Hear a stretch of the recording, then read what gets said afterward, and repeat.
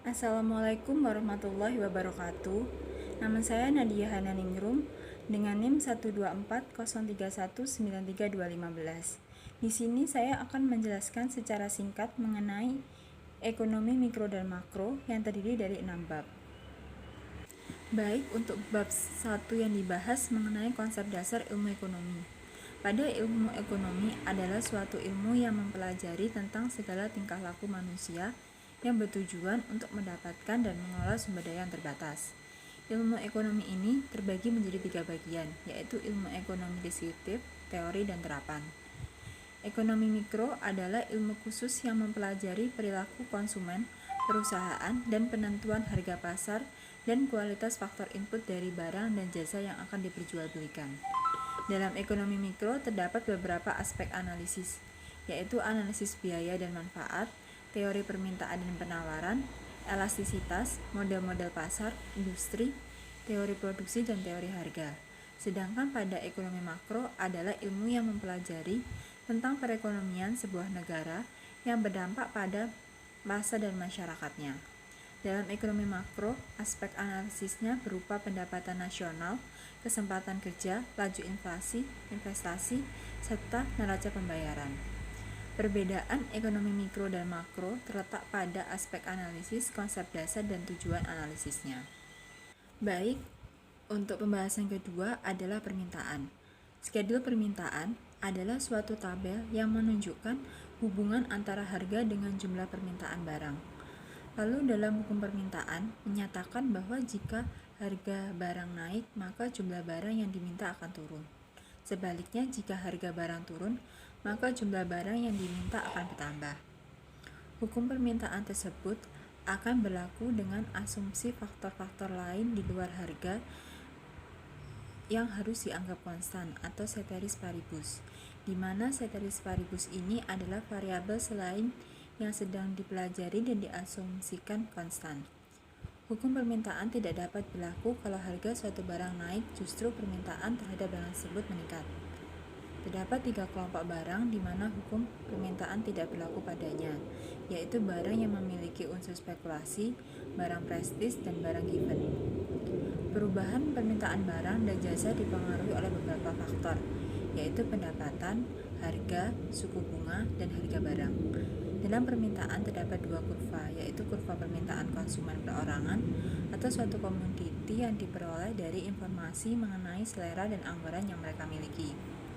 Lalu kurva kedua adalah kurva permintaan pasar, adalah jumlah horizontal dari permintaan individu. Lalu pembahasan yang ketiga adalah teori penawaran. Skedul penawaran adalah daftar yang menunjukkan tentang jumlah barang dan jasa yang akan ditawarkan atau dijual. Pada hukum penawaran ada perbandingan lurus antara harga dengan jumlah barang yang ditawarkan. Kurva penawaran agregat ini dibentuk dengan menghubungkan antara fungsi produksi, permintaan, dan penawaran faktor produksi yang meliputi tenaga kerja, modal, dan tanah. Pada fungsi produksi menunjukkan hubungan antara output dan faktor produksi atau input. Lalu ada permintaan tenaga kerja yang dipengaruhi oleh pengeluaran dan keuangan dari kegiatan produksi tersebut. Sedangkan kurva penawaran agregat klasik mengarahkan bahwa penawaran agregat berdasarkan pada upah real. Faktor yang mempengaruhi penawaran yaitu ada harga barang itu sendiri, harga barang mengganti, biaya produksi, kemajuan teknologi, pajak, dan perkiraan harganya. Selanjutnya ada juga faktor yang mempengaruhi terjadinya harga pasar, meliputi adanya permintaan barang atau jasa yang bertambah, sedangkan jumlah barang atau jasa terbatas. Lalu, penawaran terhadap barang atau jasa bertambah, sedangkan daya beli konsumen tetap atau berkurang. Lalu ada lagi tinggi rendahnya biaya produksi, pandangan masa depan dari sisi produsen atau konsumen, dan produsen yang tahu akan selera dari konsumen. Baik, selanjutnya materi keempat mengenai mekanisme pasar dan pengeluaran agregatif.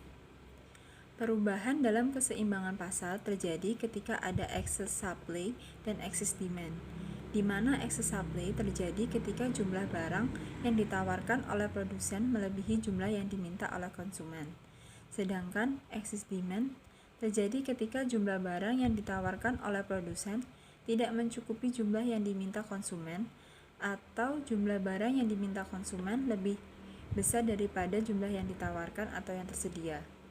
Tingkat harga pasar atau tingkat output pasar ditetapkan berdasarkan perpotongan antara kurva penawaran dan kurva permintaan, sehingga harga keseimbangan dari suatu tingkat harga yang pada jumlah yang ditawarkan sama dengan jumlah yang diminta. Dan jumlah keseimbangan ialah tingkat output yang pada harga permintaan sama dengan harga penawaran. Output agregat adalah jumlah seluruh barang dan jasa-jasa yang dihasilkan di dalam suatu perekonomian dalam satu periode tertentu. Sedangkan pendapatan agregat adalah total pendapatan yang diterima oleh seluruh faktor produksi pada suatu periode tertentu.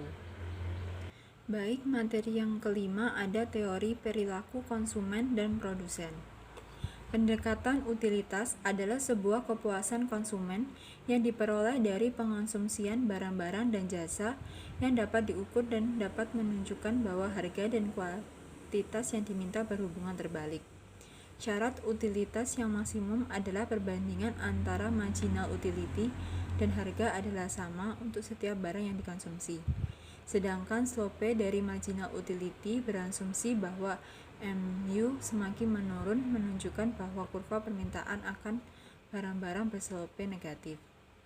Indifferent curve adalah kurva yang menghubungkan titik-titik kombinasi dari konsumsi atau pembelian barang-barang yang menghasilkan tingkat kepuasan yang sama. Indifferent curve ini memiliki ciri-ciri mempunyai kemiringan yang negatif, cembung ke arah titik origin, menunjukkan adanya perbedaan proporsi jumlah, dan tidak saling berpotongan. Surplus konsumen dapat didefinisikan sebagai perbedaan antara jumlah total uang yang konsumen bersedia bayar untuk suatu barang atau pelayanan dan jumlah total sesungguhnya yang dia bayar atau pelayanan yang dia terima. Produsen adalah orang atau perusahaan yang menghasilkan barang atau jasa yang dijual atau dipasarkan. Fungsi produksi adalah suatu fungsi persamaan yang menunjukkan hubungan antara fisik dan teknik antara faktor yang digunakan dengan jumlah yang dihasilkan per satuan waktu tanpa memperhatikan harga, baik faktor produksi maupun harga produk. Baik, bab yang terakhir mengenai teori biaya produksi. Biaya adalah pengeluaran atau nilai pengorbanan untuk memperoleh barang atau jasa yang berguna untuk masa yang akan datang atau mempunyai manfaat melebihi satu periode akuntansi. Produksi adalah kegiatan suatu perusahaan untuk memproses dan merubah bahan baku menjadi barang jadi melalui penggunaan tenaga kerja dan fasilitas produksi lainnya. Klasifikasi biaya dibagi menjadi dua, yaitu biaya berdasarkan perilakunya yang meliputi biaya tetap, variabel, dan semi-variabel, dan biaya rata-rata yang meliputi biaya tetap rata-rata, variabel rata-rata, dan total rata-rata. Teori produksi jangka pendek adalah teori produksi yang menggambarkan tentang hubungan di antara tingkat produksi suatu barang dengan jumlah tenaga kerja yang digunakan untuk menghasilkan berbagai tingkat produksi barang tersebut. Teori produksi jangka panjang, perusahaan dapat mengubah semua faktor produksinya. Oleh karena itu, dalam jangka panjang tidak perlu dibedakan antara biaya tetap dan biaya berubah. Selanjutnya, economy of scale merupakan keuntungan biaya rendah yang didapat dari ekspansi aktivitas operasional dalam perusahaan dan menjadi salah satu cara untuk meraih keunggulan biaya rendah demi menciptakan keunggulan bersaing. Skala ini diperoleh dari proses pengembangan dan efisiensi kerja di dalam aktivitas operasional di semua departemen yang ada. Economy of scale ini dibagi menjadi dua, yaitu volume economic of scale dan learning economic of scale.